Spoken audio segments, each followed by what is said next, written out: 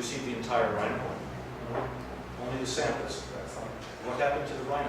It was kept in the All right. So when the investigating officer comes up, we would be able to. Do you know if he will be able to? Well, I'm sorry. We would like to be sure that the samples you received came from the rhino horn. Do you know who would be able to testify as to that? The investigating officer. All right. So it's not certain at this point that the samples that you received came from the rhino horn. That's to be determined. Is that correct? That is certain. All right. You said that the rhino horn samples were completely used up in the analysis in South Africa. Is that correct? Yet the entire rhino horn was in the police and the investigating officer's possession. Yeah, we only had a small sample, about 20 milligrams. All right. I want to note that there are no samples available for the defense to conduct its own analysis, and I question why that is, since there was an entire rhino horn at the disposal of the prosecution. We believe that the defense has the right to ask for access to samples to conduct its own expert analysis. I wish to object to that question being put to the witness. The defense had an opportunity to review the evidence which were the experts were going to give. And when they knew we were relying on DNA evidence, they should have made an application before the courts for them to be given pieces of the rhino horn so that they can carry out the analysis for purposes of the evidence. We haven't received those documents, but let's let that go. So you don't know how the samples were taken. So is it possible they were taken with a drill? I think he has already answered that he was not present at the scene. All right, so I am curious about the preservation that was done because we are concerned about the quality of the DNA that was presented for analysis, but we'll ask that at a later stage. So you conducted the DNA extraction and PCR amplification in South Africa lab at the University of Pretoria, is that correct? All right, and let's assume that that was done correctly, but I want to go back to when you arrived in South Africa and you retrieved your luggage, you took these sample bags to the University of Pretoria. When did you open the bags? While we were inside the lab. All right, and can you describe the room in which you opened these bags?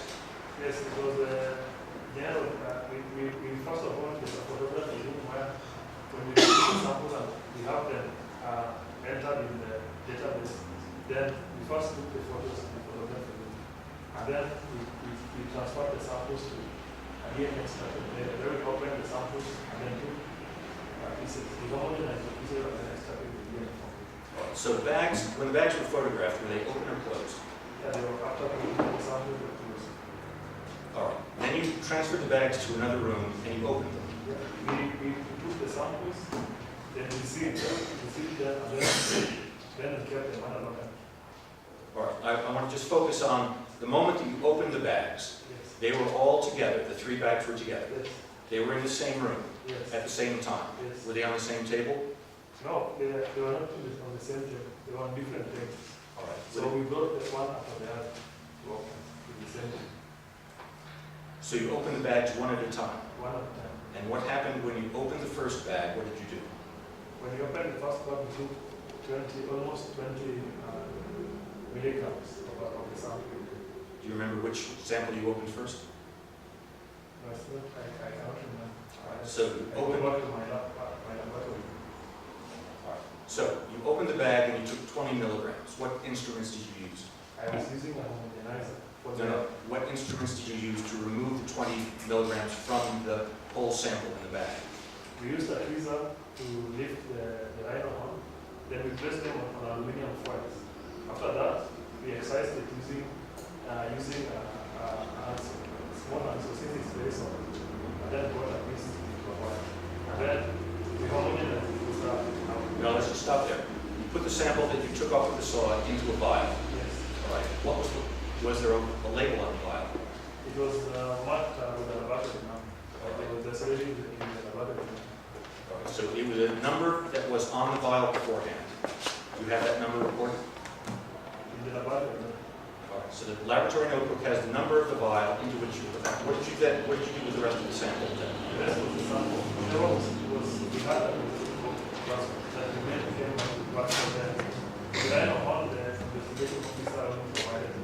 understand. So we use that. Let's talk about the carpet. I don't know whether it was the first, the second, or the third bag you opened, but when you opened it, you used tweezers. Now for the carpet, we first of all, since the blood was dry, we first of all used the hemoglobin. There's a spray that usually can show you where blood is. If you spray the carpet, so we put another that spray it and then it glows blue. So that is the area that we swap. We swap using swaps and then put inside the bag. So you swabbed it, Yes, the carpet we swap. We swap. swabbed it, all right. And the swab went into the And vial. the bag, and that's what we use for storage. And what happened to the rest of the carpet? It was taken back to the bag, received, and then I came back. All right, you said several times we. Who else was doing this?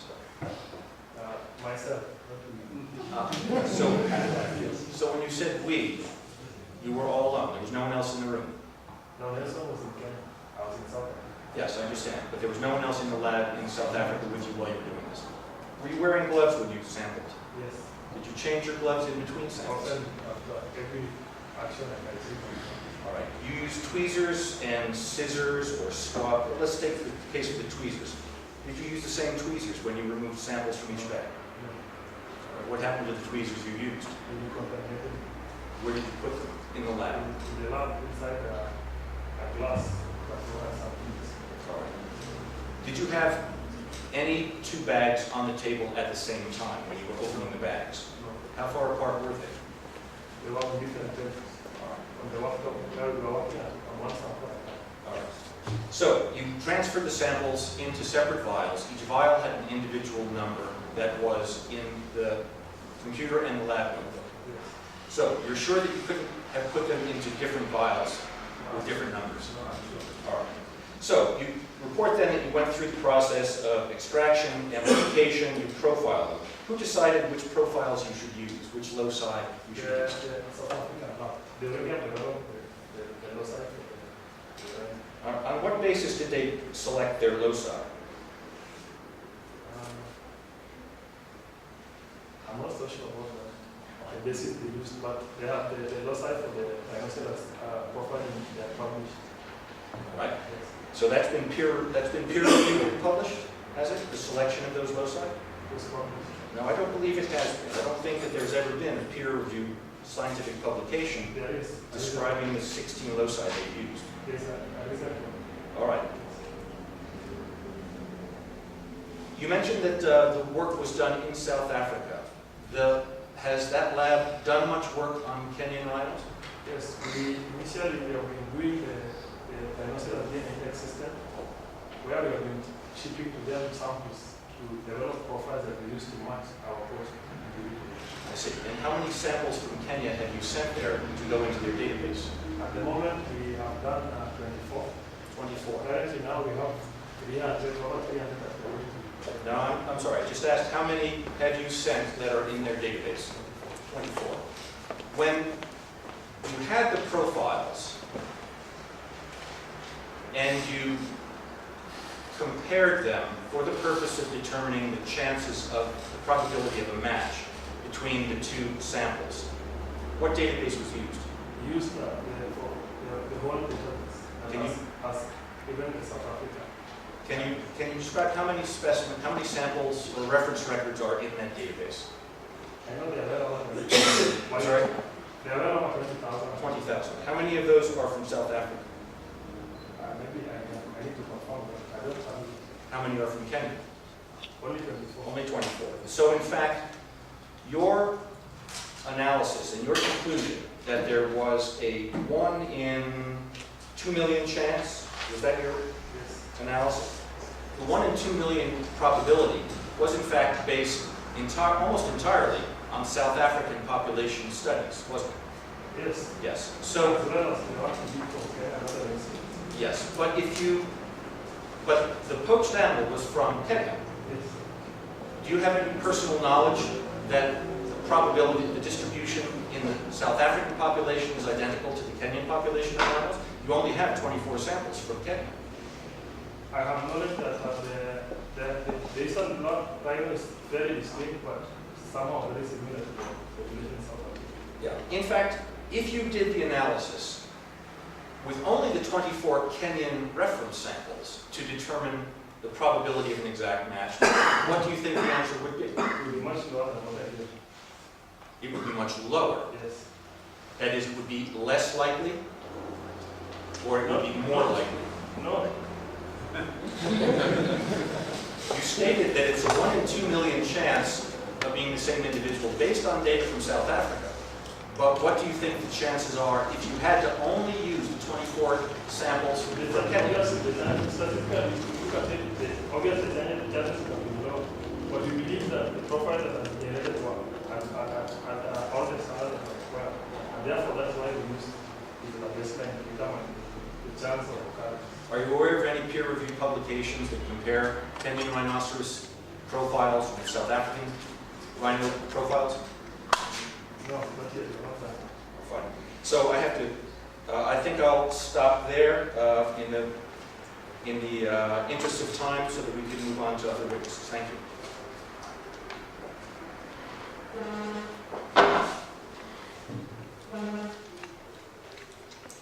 Don't think we have any further questions, John.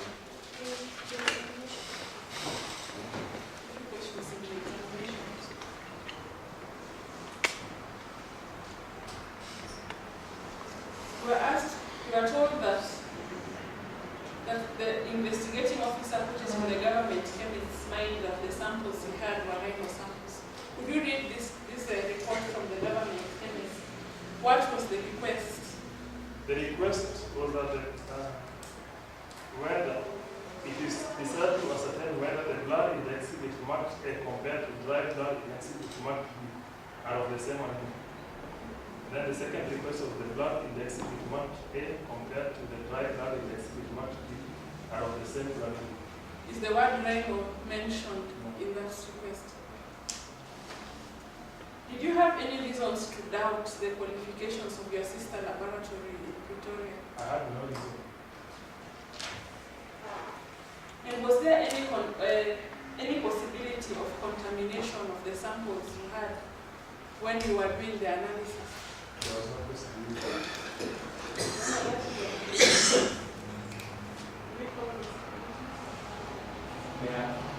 May I follow with one question?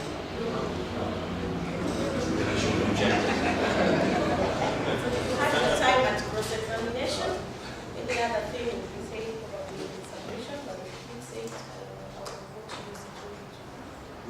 In the interest of time, should we not be recorded so as to know the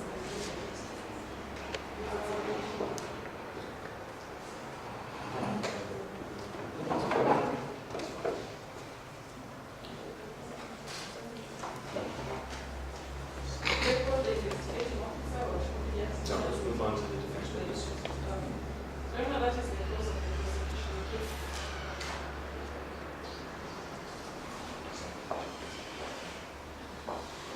Defense calls Professor Sam Wasser. Just a minute, I want to make a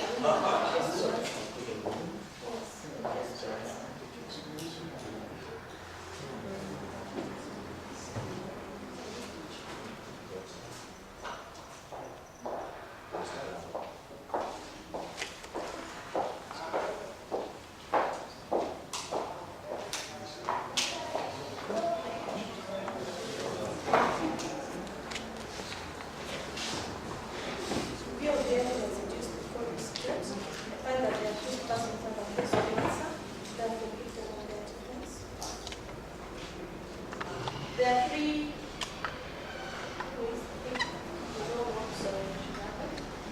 Since you are representing the process, you know what's on the inside.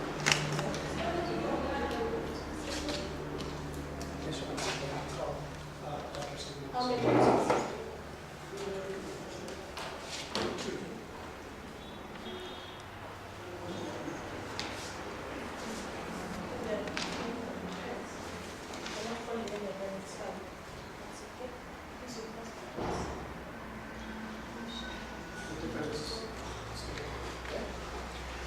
Thank you, Your Honor. The defense calls expert witness Inspector Sam Wasser.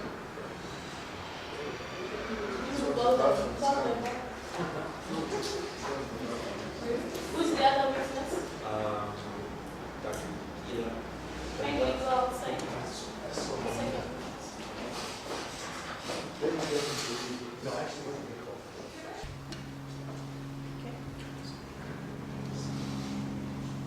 Can proceed. Okay. He needs to be sworn.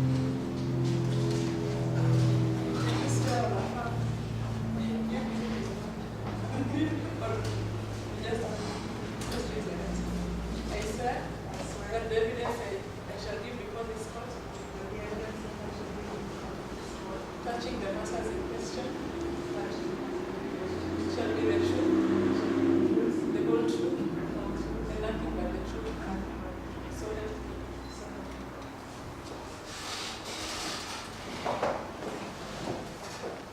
Thank you. Could you state your educational qualifications in the area of molecular biology, please? We don't know her. Oh, I'm sorry. Introduce yourself. State your name. My name is Diva Kashila. Where are you employed? I'm a researcher at the University of Jerusalem in Israel How long have you worked there? since 2005. Could you state your educational qualifications? I finished my master's degree in ecology and physical anthropology, and I did my PhD in ancient DNA and molecular biology. Do you have any specialized or advanced training or certification in the area of forensics? I don't have a specific qualification, but I have a big experience since 2000. I'm working with the National Authority in Israel, solving forensic cases. Can you say approximately how many cases you have investigated for the authorities in Israel? On average, I'm investigating about 35 cases a year. Have you have you provided expert witness testimony in any of those cases? Yes, I've been testifying in court in Israel in several cases and gave my testimony. Do you have any specific knowledge of the University of Pretoria Forensic Lab? No, Have I you- know the head of the lab, but I don't know anything about the lab. Are you aware of any accreditation, formal accreditation the lab has? It's been stated that there is no chance of contamination of two samples that have been in the same room, opened at different times on the table. Would it be possible in a laboratory setting, if an evidence bag is opened, subsamples are taken, a vial closed, sample bag closed, and then moved, switched to a new sample bag, isn't there a possibility of cross-contamination between those samples? There is a possibility of cross-contamination unless they clean the area, bleach it, and be careful that there's no evidence on the first sample before the second. In your laboratory, are there other precautions that you take against contamination? Usually we do all our processing in UV hoods, so therefore the only thing that comes into the hood is the sample and our hands with gloves, so there's no other contamination from air conditioning or the air outside. I wish you noted that the previous witness said that he opened the bags, subsampled them, and filled the sample vials on an open table, not under a UV hood in an open atmosphere of the same laboratory. So, is it your testimony that two sample bags opened in the same room, say within 30 minutes of each other, could in fact have been cross-contaminated if these precautions weren't taken? If precautions were taken, it would be okay. If precautions weren't taken and the bench wasn't clean between two samples, there can be a possibility of cross-contamination. If there is cross-contamination, what would the result be? If the question being asked was if two samples came from the same individual and there was cross-contamination, what would the result of the analysis could be? If there's cross-contamination, it all depends about the result that you're going to get. First, you have to identify that it's really the same species. Second, once you do the individual profiling, you have to see whether you're getting a full profile of each one of them and how much do they match. So if there was cross-contamination, could two different things appear to be the same thing by accident? If there are different species, no. If they are the same species, the higher the possibility that they will get the same. Thank you.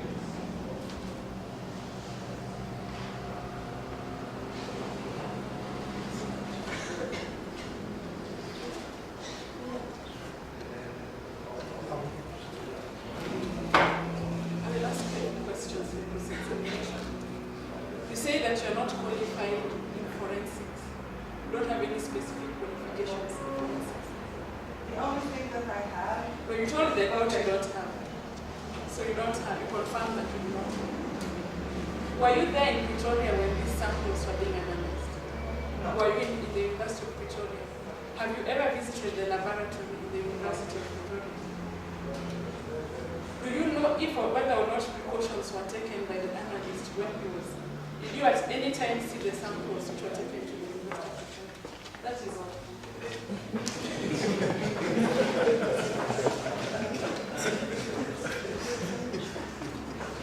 I have one question. For instance, if you have, must you do the examination in the hood, as you say? Probably those are just the standards in Israel.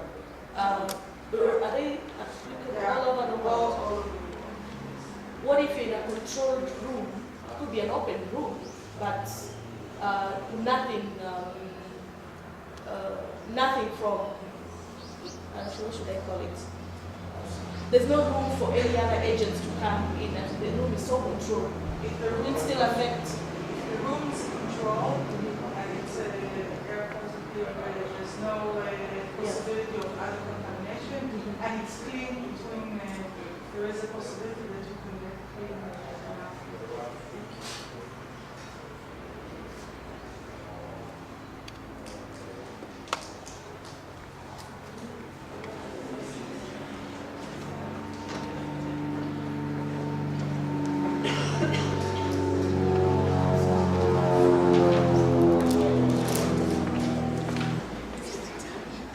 I swear by the government. The evidence I shall give you Evidence I shall give before this court, touching the matter in question touching the matter in question, shall be the truth, shall be the truth, the whole truth, the whole truth, and nothing but the truth. and nothing but the truth. So help me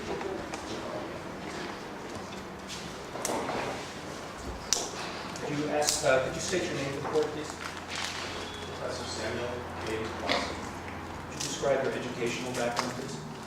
Yes, I have a bachelor's, master's, and PhD in zoology, and I have then conducted postdoctoral work as a Smithsonian Conservation Biologist in Washington, D.C. And I currently am a professor at the University of Washington in the Department of Biology and director of the Center for Conservation Biology. And how long have you been at the University of Washington? Since 1992 this time.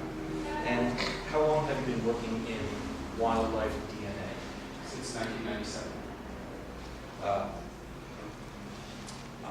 want to ask several questions about accreditation and certification in wildlife forensics. Do you have any personal certification in wildlife forensics? No, there's only one lab in the United States that is, two labs in the United States that are certified. Is your lab one of those two? No.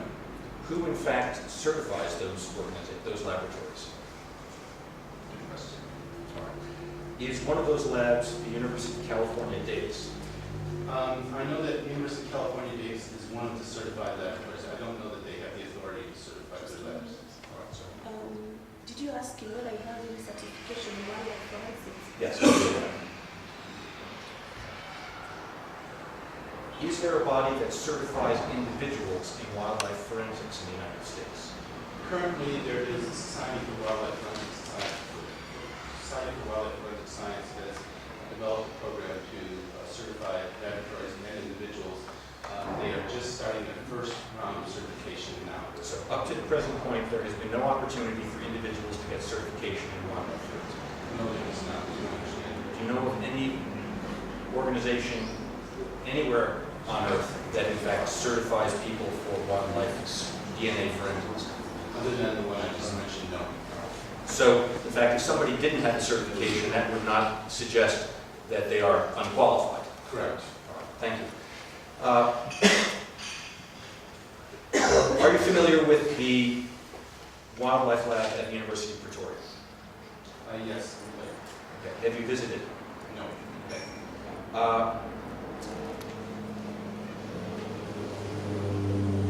Your current research involves DNA profiling of elephants, doesn't it? Yes, That's correct. Roughly how many samples are there, reference records are there in your database of African elephants? There are close to 2,000 samples, and 1,300 of them have been amplified to all the DNA. So 13 usable samples out of 2,000. Okay. And roughly how many countries does that cover? It covers 65 locations. I have to calculate it in my head, but most of the range of countries are involved. So you have an international database. That's correct. Why did you go to the effort of making an international database rather than just particular countries? Well, because we were asking the question of where in Africa was the ivory poached from, and you can only do that if you have reference samples that are comprehensive and cover the whole of Africa. If you were asking the question of individual identity, trying to match two individuals, would it be important to have an international database for that too? Not necessarily, no. So if you had a sample coming from one country and you used a database from another country, would those two, would the database be useful for identifying something that came from another country? It would be risky. So if an analysis said there is a 1 in 2 million chance that two samples did not come from the same individual, but that was based on population statistics from a completely different region, would that be credible? In my opinion, no. No more questions? Do